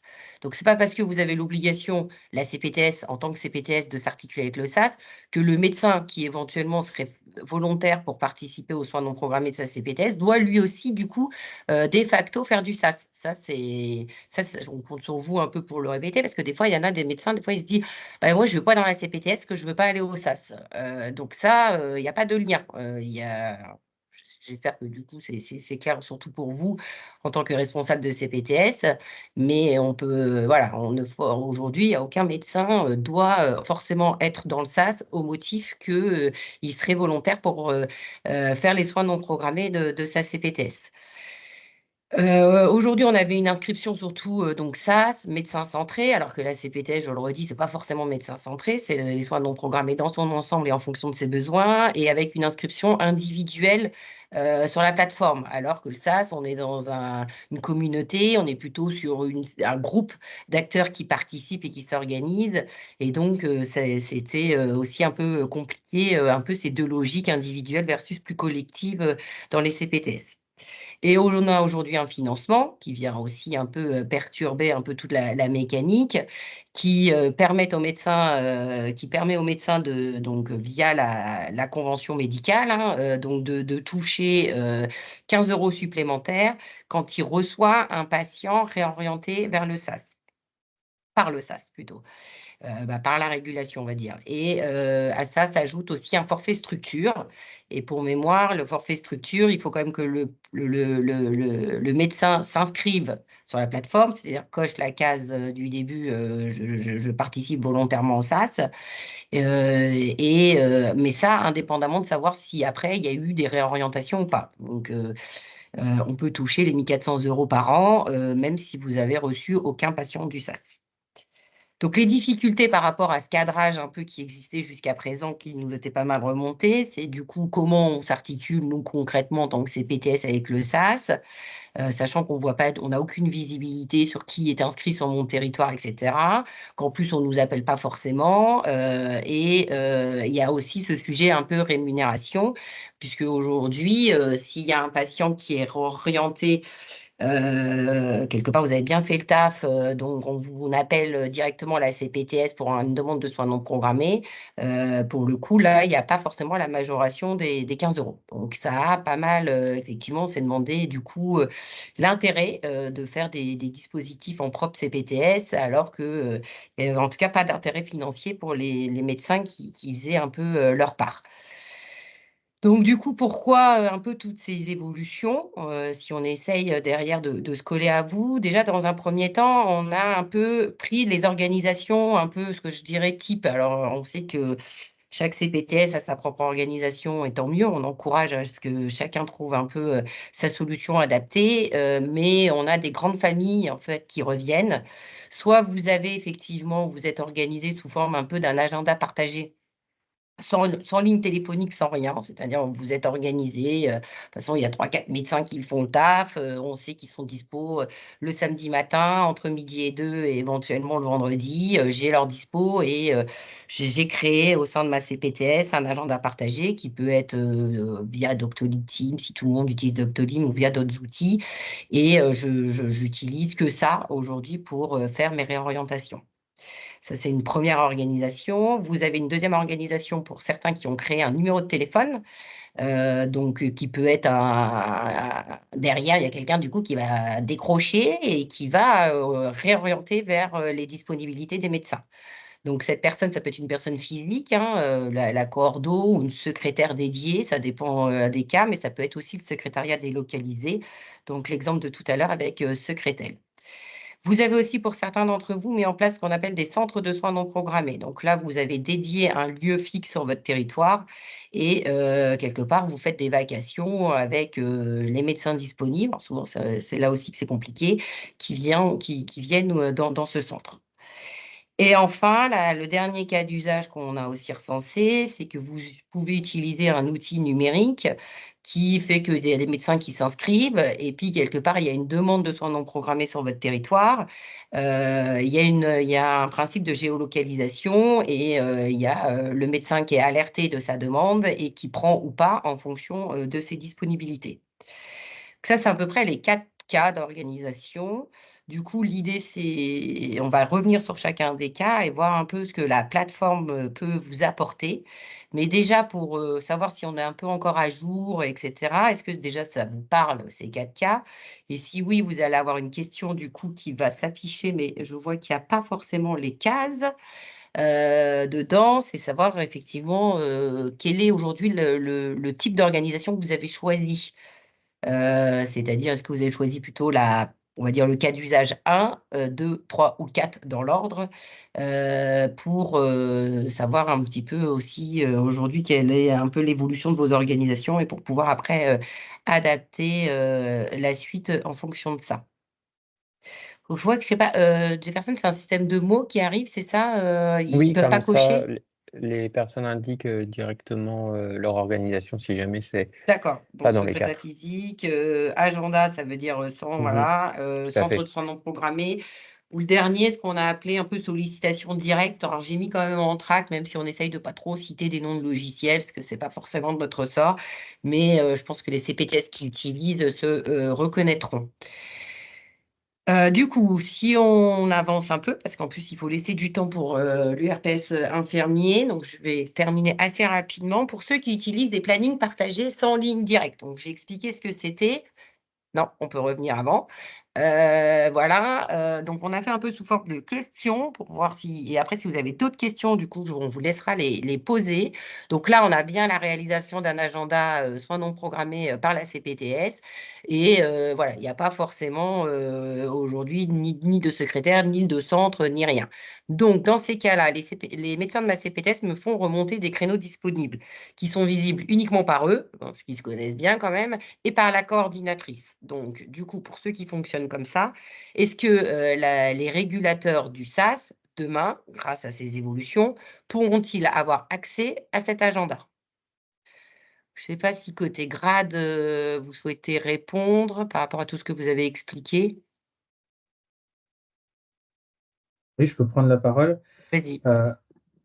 Donc, actuellement, je vais pas lire ce qui est écrit, mais c'est les créneaux qui sont remontés par les médecins effecteurs qui ont participé via la CPTS, donc soit remplis de leur côté via un logiciel interfacé, soit remplis manuellement dans l'agenda SAS par la coordinatrice, coordinateur ou par l'effecteur même, remontent dans la plateforme et permet du coup la réorientation sur la base de ces créneaux-là pour les opérateurs de soins non programmés.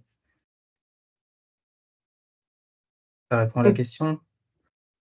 Oui, donc, mais quelque part, à partir, ceux qui ont fait ça, parce que voilà, à partir de 2024, ils pourront directement interfacer leur agenda, si c'est un logiciel interfaçable ou pas, avec la plateforme. C'est ça. Donc, il y a C'est les ça. travaux d'interopérabilité avec l'agenda structure au sens dont tu le présentes là, je pense. C'est des travaux qui sont à mener au national avec les éditeurs des logiciels et donc qui seront amenés et proposés au fur et à mesure des évolutions de la plateforme. OK. Merci. Et là, on a un cas de médecins qui ont donné en fait l'accord à la CPTS d'utiliser également les créneaux SAS, mais également pour les soins non programmés de la CPTS. Donc, on veut mutualiser les deux. Je suis dispo pour l'un, pourquoi pas être dispo pour l'autre? Du coup, est-ce qu'il est possible, à partir de ce compte gestionnaire, de générer en fait un agenda partagé qui serait propre à la CPTS à partir de l'ensemble des disponibilités qu'auraient mis les médecins individuellement sur la plateforme? Donc, moi, je suis CPTS, je me dis, tiens, je vais utiliser les mêmes créneaux. Est-ce que du coup, je peux faire la somme de tout et me générer automatiquement mon agenda partagé pour moi? Alors, à l'heure actuelle, il n'y a pas de remontée des agendas des effecteurs de la plateforme SaaS depuis un logiciel, on va dire, structure. Ça pourra faire partie peut-être des évolutions de la plateforme à venir selon les besoins et les cas d'usage qui seront identifiés par le national et les développements à venir. OK, merci. Alors, s'il y en a d'autres qui utilisent un peu le planning dédié et qui souhaitent poser leurs questions, je vous laisse lever la main. Docteur Tréau, je vois que vous avez levé la main. C'est votre cas d'usage Oui, à moi, vous, ça? c'était pour dire par rapport à la question que vous avez posée, c'est bien une réponse libre par rapport à ça. Donc, j'ai répondu, mais ce n'est pas très clair, il faudrait plus développer. Nous, par exemple, chez nous, on a des arrangements qui sont différents. On a mis en place un téléphone rouge dédié au SAMU, ou plutôt un simple portable dédié au SAMU, qui nous appelle et qui nous demande quel est le médecin qui peut soit faire un certificat de décès, soit recevoir un enfant dans l'après-midi. Il y a les grandes réalités de cette formidable plateforme. Et puis, il y a la réalité aussi locale qui fait que quand on connaît, il évite de passer par cette plateforme qui, effectivement, mérite des aménagements. Oui, donc vous avez communiqué un numéro de téléphone à la régulation et la régulation vous appelle si besoin. C'est ça votre organisation? Voilà, ça nous paraît Oui, bien bah, plus simple. c'est pas mal, il y en a pas mal qui font ça, d'où le fait, en tout cas, si vous voulez être appelé, bah, du coup, il vous connaît bien, en plus vous êtes dans l'Aisne, donc je pense qu'il y a c'est toute une question aussi Oui, de connaissance précise des uns que et des autres. ouais, Mais c'est une organisation. du coup, Alors, ça, avec votre quelque part, c'est ce que disait Fanny tout à l'heure, quoi. Votre coordinatrice, elle peut très bien se créer un compte gestionnaire et mettre des disponibilités sur la plateforme, même si c'est pas des disponibilités où vous êtes vraiment disponible, et indiquer ce numéro de téléphone. Et du coup, après, ça permettra au moins de pouvoir bénéficier des rémunérations et d'être, de s'interconnecter avec la plateforme. Du coup, le cas d'usage numéro 2, c'est le numéro d'appel. Donc là, il y a des CPTS qui ont un numéro de téléphone. Donc on a mis l'exemple de Val-de-Sambre, qui peut être voilà, quelqu'un qui décroche derrière. Donc là, dans ces cas-là, les médecins ont communiqué à la CPTS leur disponibilité, ils ont formalisé un agenda partagé, ils ont créé une ligne téléphonique, soit que pour les professionnels du territoire, soit pour les patients. Ça, c'est à vous de décider en fonction de comment vous le sentez un peu. Et après, bah, ça appelle, donc ça peut être n'importe qui, l'infirmier, si c'est que les professionnels, le pharmacien, ou voire même l'usager, et ça réoriente vers le médecin. Donc ça, c'est des organisations aussi qui existent dans pas mal de CPTS.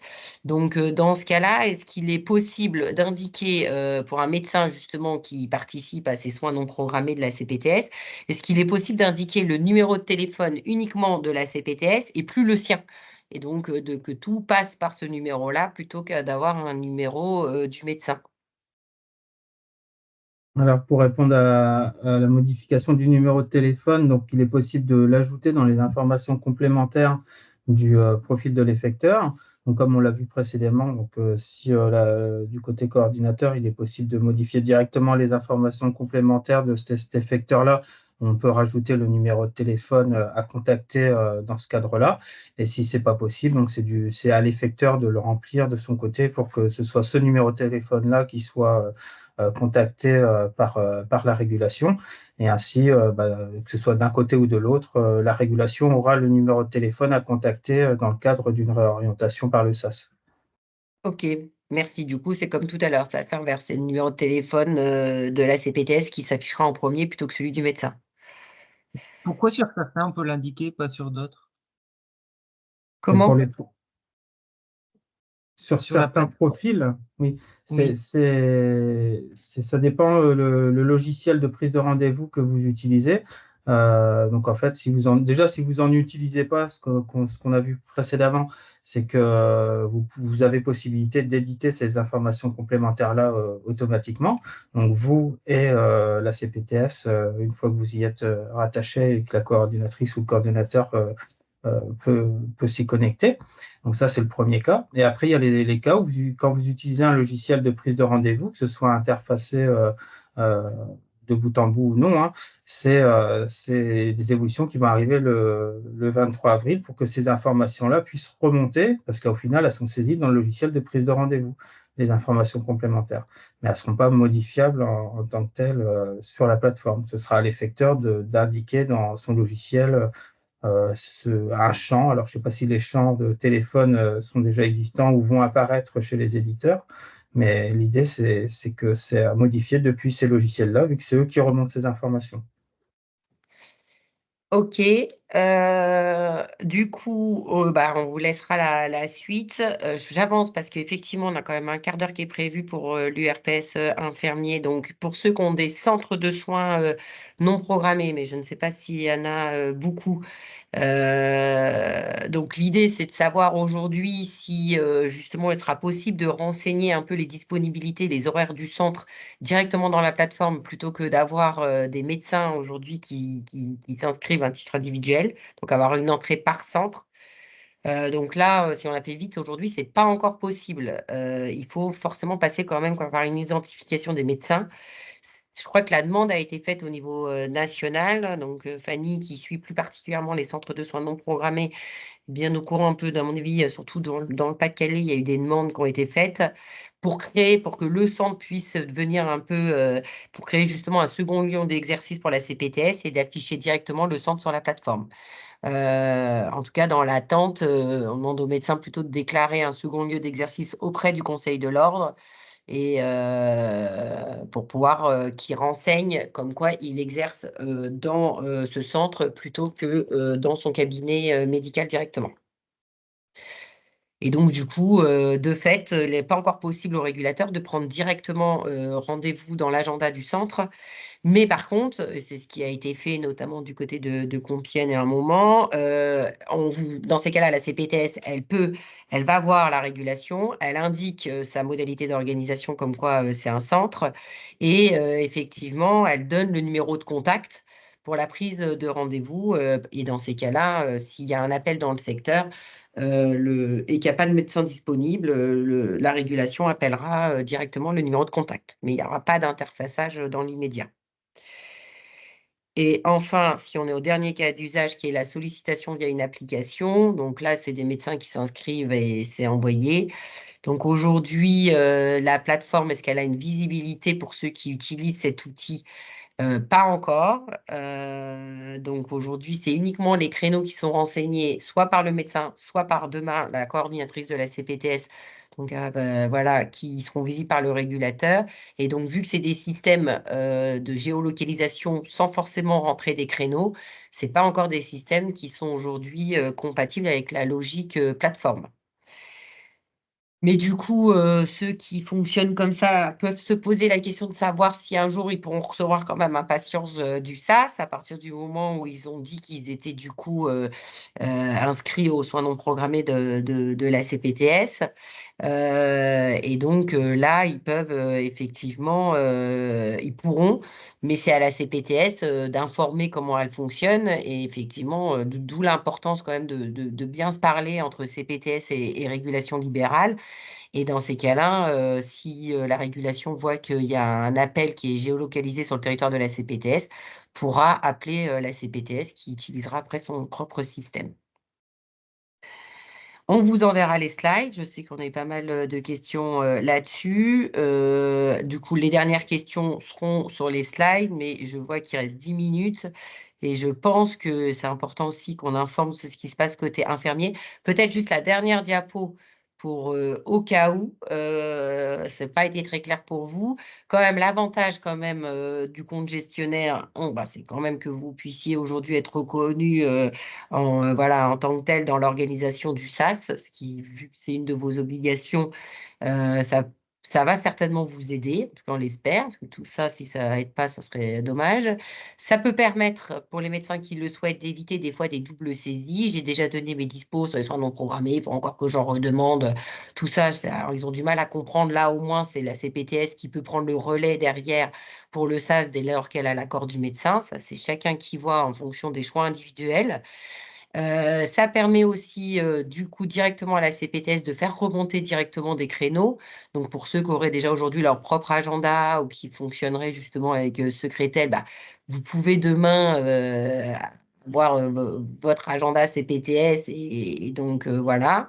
Ça vous permet aussi d'avoir une visibilité sur aujourd'hui les créneaux que laissent vos médecins pour le SAS et d'avoir une meilleure mutualisation des deux.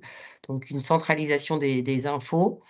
Et ça, c'est tout le sujet du numérique avec cette plateforme. C'est que c'est vrai que ça fait beaucoup de bruit quand ça s'installe.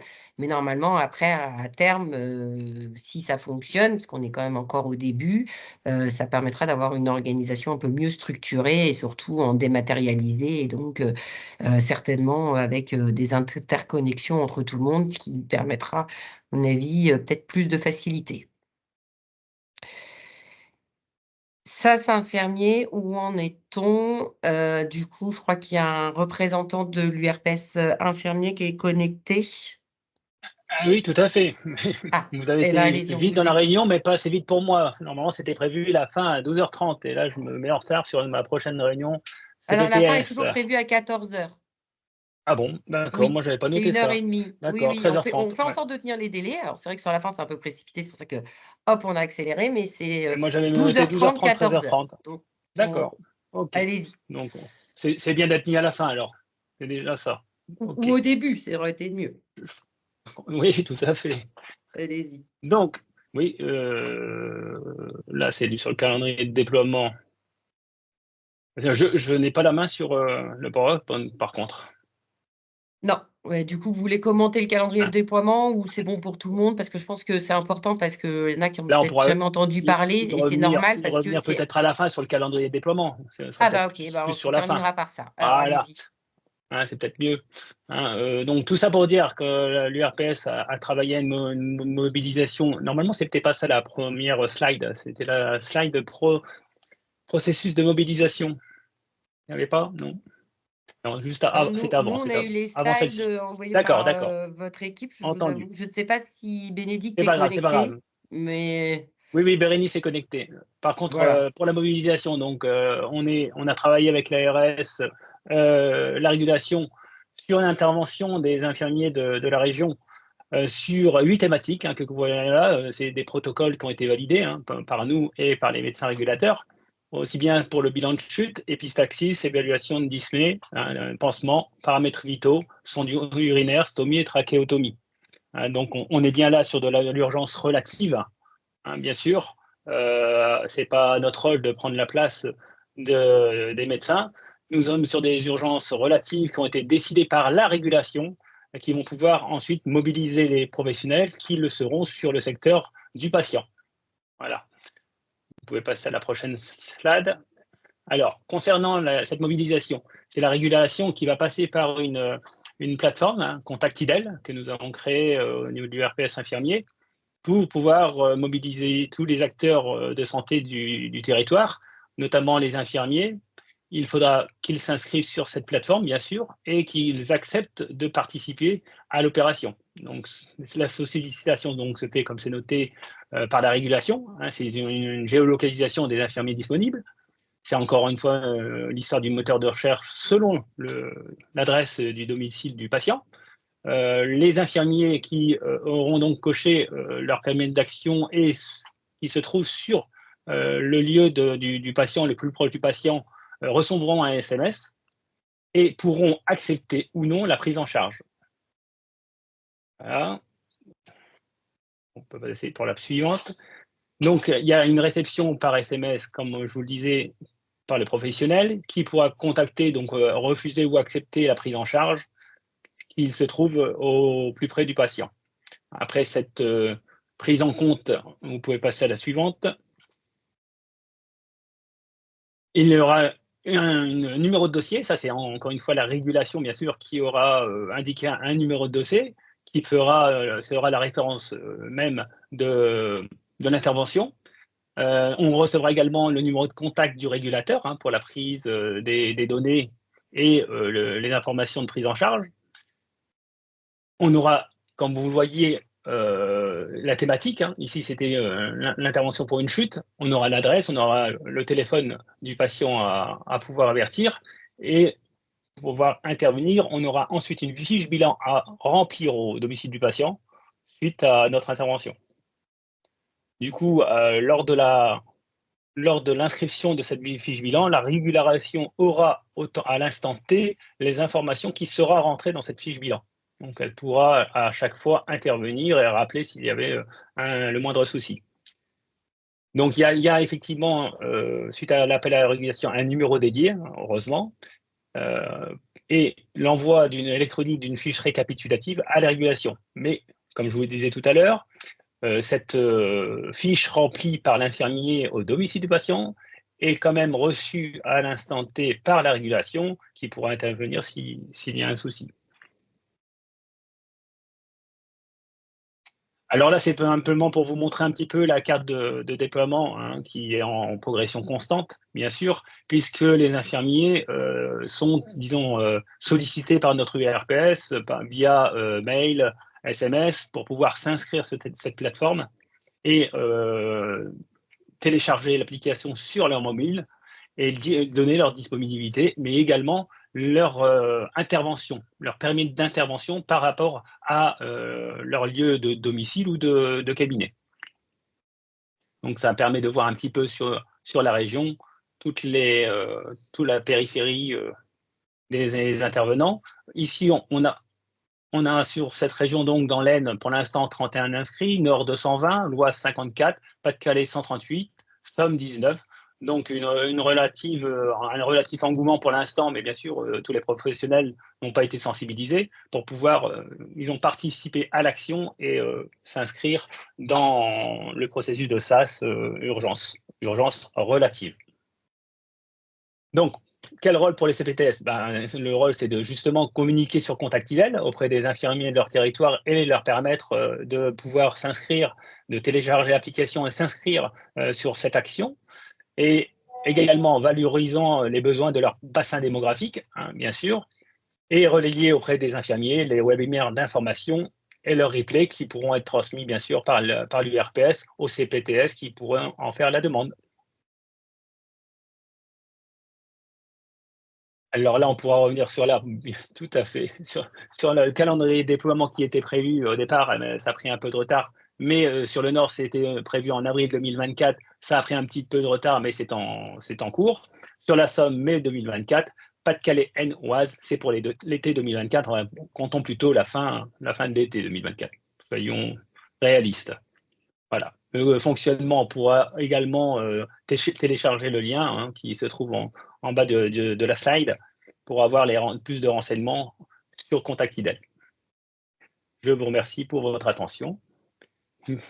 Eh ben, Y merci a-t-il des pour questions par rapport à ça? l'efficacité de votre intervention, qui est certes Il vaut courte, mieux, mais qui oui. permet au moins d'informer qu'il y a aussi ce nouveau dispositif qui est en train de se mettre en place, donc qui sera quand même assez complémentaire par rapport à la régulation, à l'effection médicale et qui effectivement peut être, à mon avis, surtout peut-être intéressante aussi dans le cadre de vos organisations de CPTS.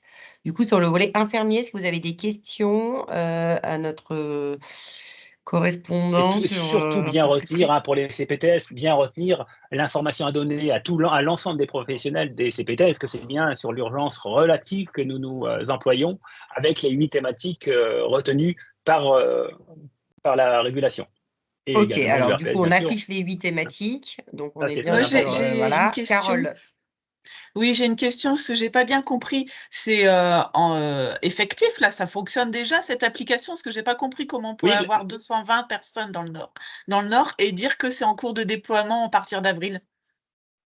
c'est parce que après, il faut que la régulation puisse démarrer, disons, le processus et appeler les infirmiers. Il faut bien qu'il y ait une inscription au préalable des professionnels sur D'accord. les Ok. plateformes. Ok. nous, chez les médecins, ça s'est fait inverse. D'abord, la régulation était prête et les médecins se sont inscrits après. Là, limite, les infirmiers déjà se mobilisent, ils s'inscrivent et donc, quand on Ok. dit que c'est opérationnel, c'est surtout quand le volet régulation est prêt pour pouvoir après utiliser la plateforme. Tout D'accord. à fait. Mais on Et voit c'est qu'en peut-être tout aussi par cas, on a rapport à déjà une l'usage. C'est peut-être sensibilisation des infirmières sur par ces rapport points. à l'usage, parce qu'on est, c'est plus facile. Enfin, la régulation faisait plus facilement appel aux médecins que l'on pourrait faire appel aux infirmiers pour des interventions d'urgence qui sont là, somme toute, relatives. Ah ben, on est bien d'accord avec vous. Monsieur Fegueux, vous avez levé la main. Non, non, j'avais accidentellement levé la main, mais Ah bah, vous je auriez pu connais. compléter, vu que vous connaissez bien le Voilà. sujet aussi. Oui, oui, Normalement, non, oui. mais voilà, je connais bien le sujet. Non, mais effectivement, la volonté de l'URPS infirmier, c'est à partir du moment où on déployait la solution sur un territoire, c'est d'avoir déjà des professionnels pouvant être sollicitables. C'est pour ça que on a d'abord lancé la phase d'inscription auprès des infirmiers. Et il y a une montée en charge, mais on sait très bien les différentes applications de ce type qui ont pu se mettre en place de sollicitation de professionnels. J'ai envie de dire, le flot d'inscription augmente encore plus à partir du moment où l'application sera utilisée. Mais là, effectivement, le territoire du Nord va être la première zone de déploiement mais après, on compte aussi sur les CPTS, justement, pour faire la promotion aussi de cet outil, qui pourrait être un outil supplémentaire dans la prise en charge des soins non programmés, et notamment sur les demandes de soins d'urgence relatives sur vos territoires, pour éviter les hospitalisations. Parce qu'en fait, vous avez remarqué que les différentes thématiques qu'on a listées avec le SAMU, ce sont des thématiques où si le patient se retrouve dans ces difficultés, si un médecin ne peut pas se déplacer au domicile, c'est des patients qui vont être malheureusement le plus souvent réorientés vers un service d'urgence et saturer les urgences. Et du coup, ma question, c'est est-ce qu'une CPTS peut aussi utiliser l'outil sans forcément que ça passe par le SAS, par la régulation, Est-ce qu'une CPTS peut utiliser l'outil, Oui, par c'est-à-dire exemple, un pour faire médecin qui intervenir, aurait se met besoin à la place de la aussi. régulation? Oui, s'il C'est pas le cas. s'organise entre. Ouais. C'est pas le cas aujourd'hui. On est vraiment, c'est peut-être de l'urgence relative, mais de l'urgence quand même. Donc, les patients ou la famille qui entoure les intervenants appellent d'abord les urgences, le SAMU, bien sûr. Et ensuite, la régulation qui peut faire intervenir. Ouais, mais là, par exemple, il pourrait appeler la CPTS et après, vu qu'il y a des systèmes qui sont mis en place à l'échelle des CPTS pour gérer les soins non programmés, bon. Je comprends que pour l'instant, ça passe par la régulation. Oui, tout à fait. Redouane?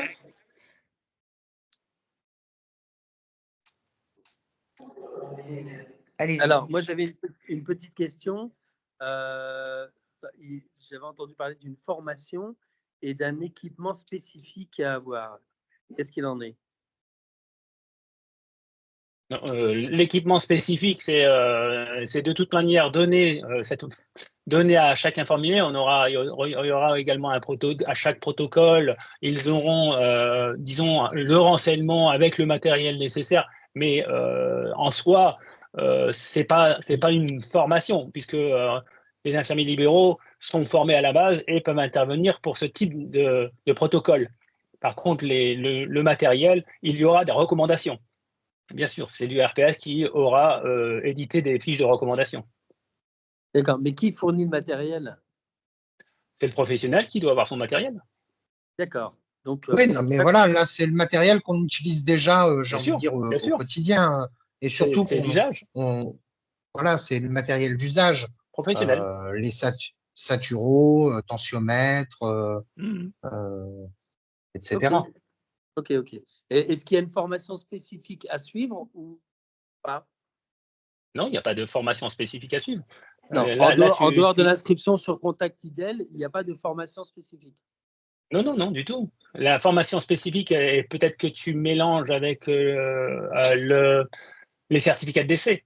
Où là, il y aura une formation spécifique. Là, on est vraiment dans l'urgence relative. Mais moi, je pensais qu'il y avait aussi une formation pour ça aussi. Non. Donc, n'importe quel infirmier s'inscrit sur Contact IDEL. N'importe quel infirmier libéral diplômé peut s'inscrire. Oui, bien sûr. Donc, s'inscrit sur Contact IDEL et ensuite, en fait, tu lances ses dispos et tout et sollicité par le SAS. On a dit que c'est dispo, on a dit que son périmètre d'intervention et ensuite peut être mobilisé, peut recevoir les SMS de la régulation s'il y en a et pouvoir être mobilisé s'il le souhaite. Ok, mais en aucun cas, la CPTS joue le rôle de régulateur dans ce cas-là. Pour l'instant, tout passe par la régulation. D'accord. Oui, bien sûr. Ok. Merci, docteur Tréhou. Oui, moi j'ai plusieurs questions. J'ai un peu raté une partie de l'intervention. Vous m'entendez? C'est dommage qu'elle a été courte et efficace. Oui, mais excusez-moi. Donc, je voulais savoir, pour le moment, dans les CPTS, cette inscription, je ne sais pas si on a parlé de l'indemnisation du déplacement de l'infirmier. Deuxième question, c'est est-ce que ça peut déboucher sur une téléconsultation, je ne sais pas, avec le médecin régulateur, voire le médecin traitant, et justement, quelle coordination avec les médecins traitants? Bien sûr, ça dépend que de la régulation. Là, ce que je veux vous inciter, c'est aller vers les professionnels libéraux infirmiers pour leur permettre de connaître le process et de pouvoir s'inscrire sur la plateforme et télécharger l'application Contact IDEL. D'accord. Et l'indemnisation de ce déplacement? L'indemnisation se fera par la CPAM et je peux vous la donner puisque de toute façon c'est une indemnisation qui se fera d'abord sous deux formes. Horaire par rapport au SAS, c'est des 10 € horaires si toutefois il y a intervention. Et ensuite par rapport aux actes, parce qu'il se peut qu'il y ait ou non des actes. Lors d'une intervention, s'il n'y a pas d'acte, il y a un bilan. Et donc, ce sera plus le bilan qui sera rémunéré. Et ensuite, s'il y a des actes, là, ce sera ce qu'on appelle une téléconsultation plus des actes, selon la NGAP, et c'est-à-dire la nomenclature des actes professionnels, et en dérogation de l'article 11B, c'est-à-dire qu'il n'y aura pas de division des actes par deux pour le deuxième et la graphie pour le troisième. Oui, d'accord. Voilà. Ok, merci. Voilà. Mais après, on peut entrer plus en détail sur le paiement. Toutes ces PTS qui voudraient plus de renseignements pour leurs professionnels de territoire, il n'y a aucun souci pour leur donner. Ok, ça c'est un message que les CPTS peuvent noter si vous Oui, souhaitez justement informer davantage vos adhérents de ce dispositif, de l'intérêt pour vos territoires. L'URPS infirmier, du coup, on va remettre la diapo contact où il y a l'adresse mail. N'hésitez pas à contacter l'URPS infirmier qui vous fournira tous les éléments nécessaires, voire même qui pourra peut-être être à vos côtés pour faire ces soirées de sensibilisation. CPTS Armentières, vous avez levé la main. Je ne sais pas si vous avez une question. Arnaud. Oui, j'ai une question, c'est un peu la même que vous avez posée tout à l'heure. Ça ne va pas faire doublon avec ce que les CPTS mettent en place pour les SNP infirmiers, parce que là, on peut appeler ça va passer que par le SAS. Et nous, notre numéro de téléphone qui est en place pour les SNP médecins. À terme, on n'a pas encore réfléchi, mais on voulait l'étendre aux SNP infirmiers, SNP kinés, etc. Donc, on a l'impression qu'il y a un deuxième système qui se met en place en parallèle. Est-ce qu'on peut appeler ça un deuxième système alors que là, on est sur des urgences, et des urgences qui, normalement, font appel à la régulation, donc au SAMU, hein, rien d'autre. Hein, chaque patient ou famille de patients ou entourage font appel au SAMU pour faire intervenir un professionnel, pour, disons, déclencher l'intervention du SAMU. C'est à la régulation de savoir si ça correspond à une réelle urgence ou une urgence relative pour laquelle il pourrait faire venir à moindre coût et en évitant toute hospitalisation un professionnel infirmier. Donc, mais quand vous dites urgence, c'est une urgence ressentie. Est-ce qu'on n'a pas des cas où l'infirmier appelle le médecin traitant avant pour savoir si oui ou non il doit hospitaliser et là, dans ce cas, rester dans un périmètre, on va dire, territorial et entre collègues plutôt que passer par le SAS? Oui, mais là, si c'est l'infirmier, il ne passera pas par le SAS. S'il le fait, c'est son propre chef, si le domicile du patient, il a une urgence pour laquelle il doit contacter le patient, et moi je le fais encore aujourd'hui, si je connais le numéro du docteur auquel on a une bonne relation, on contacte directement le médecin du patient, bien sûr. Mais là, ce n'est pas, pas un appel au SAMU. Inverse. Ouais, ok. Oui, ok. Ça, Monsieur Fégueux. Oui, non, je voulais dire, effectivement, aujourd'hui, il existe déjà des systèmes pour que les patients sollicitent les infirmiers en cas de soins, j'ai envie de dire, non programmés classiques. Le patient qui sera avec une ordonnance, aujourd'hui, il a plusieurs solutions. Soit il appelle l'infirmière qu'il connaît, soit il y a plein de plateformes de mise en relation, Doctolib, Anthrax, EasyCare, et j'en passe. Aujourd'hui, et le système SNP que va proposer les CPTS est plus sur ce modèle-là. Mais là, nous, celui de l'URPS, là, Contact IDEL, aujourd'hui, c'est vraiment dans le cadre de la sollicitation d'une urgence relative et pas j'ai envie de dire, pas d'un soin non programmé à proprement parler. On est vraiment sur le thème spécifique de l'urgence relative suite à un appel à la régulation et qui, plutôt que d'envoyer tout de suite une équipe pompier, et on sait que ça va se terminer par une arrivée après aux urgences, va envoyer un professionnel de santé, infirmier, pour vérifier effectivement qu'on est bien dans le cadre d'une urgence relative pour être traité au domicile. Après, parce que tout à l'heure, Régis en a parlé en interprétant ce que disait Redouane, effectivement, il faut savoir que l'application Contact IDEL, là, bon, on est dans le cadre du soin non programmé, etc. Mais c'est également cette application qui nous servira dans le cadre du dispositif des certificats de décès. Donc, ça peut être aussi… C'est deux utilisations qui ne se mélangent pas. Voilà, qui ne sont pas forcément liés, mais qui se feront via le même outil. L'outil servira pour les deux types de sollicitations. Même outil pour deux sollicitations, tant mieux. On espère que ça restera simple. C'est vrai que la mise en place du SAS du côté médecin a un peu perturbé. On a plus eu l'impression d'une juxtaposition plutôt qu'une complémentarité des dispositifs. C'est pour ça qu'on a fait, voilà, on ne cesse d'essayer d'informer, de recueillir vos questions. C'est pour ça aussi que ça a évolué côté plateforme. Je pense que voilà. Et donc, c'est un nouveau, on va dire, quelque part, dispositif pour éviter, là encore, des passages aux urgences qui pourraient être évités en mobilisant des professionnels de ville, qu'ils soient du coup infirmiers et ou médecins. Mais on sait qu'aussi, ça existe chez les dentistes, ça peut exister chez les sages-femmes. Bon, voilà, je pense que ça… Du coup, je vous propose qu'on en arrête là, parce qu'on a un quart d'heure de retard. On s'excuse déjà sur le retard, parce qu'on sait que vous avez tous des journées chargées. Il y en a même qui ont dû nous quitter avant. Du coup, le support, parce que sera mis en ligne et vous sera envoyé en même temps que le compte rendu. En tout cas, vous serez prévenus, parce qu'on n'a pas pu peut-être tout dérouler. Je remercie encore vraiment le grade pour un peu voilà, essayer de vous démontrer un petit peu les évolutions. On a vu dans le chat qu'il y en a encore qui disaient que c'était très compliqué, mais voilà, faut peut-être y aller, tester. En tout cas, il y a un service qui est derrière vous, disponible pour vous accompagner là-dedans, donc n'hésitez pas à le mobiliser. Merci aussi à l'ARS parce que c'est quand même elle qui pilote un peu aujourd'hui et toute la mise en place de ce dispositif SAS pour sa présence. Et donc le prochain atelier, il n'est pas affiché. Alors normalement, il est au mois de mai, mais peut-être que Juliette, tu me diras qu'il n'y en a pas.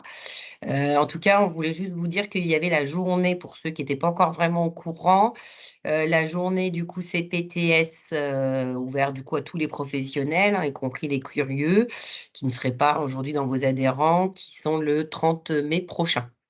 Donc le programme va vous être envoyé là, aujourd'hui, ce matin, cet après-midi, demain. En tout cas, vous allez le recevoir. Vous êtes les premiers à qui on l'envoie parce que l'idée, c'est que les CPTS puissent s'inscrire avant. On ne sait jamais s'il y a trop de monde, s'il y a un engouement plus qu'on attendait pour avant, après, que chaque URPS, donc avec nos collègues infirmiers, bien entendu, mais aussi un pharmacien, dentiste, le relaie auprès de son propre réseau. Donc, Tout à fait. n'hésitez Donc, pas à vous inscrire. Comme chaque année, c'est gratuit, mais c'est pas pour autant que la journée n'a pas un coût. Mais du coup, c'est important que quand vous inscrivez, vous veniez parce que du coup, ça, à un moment, bien entendu, on est limité à un certain nombre de personnes et que du coup, ça empêche certains la possibilité d'y participer.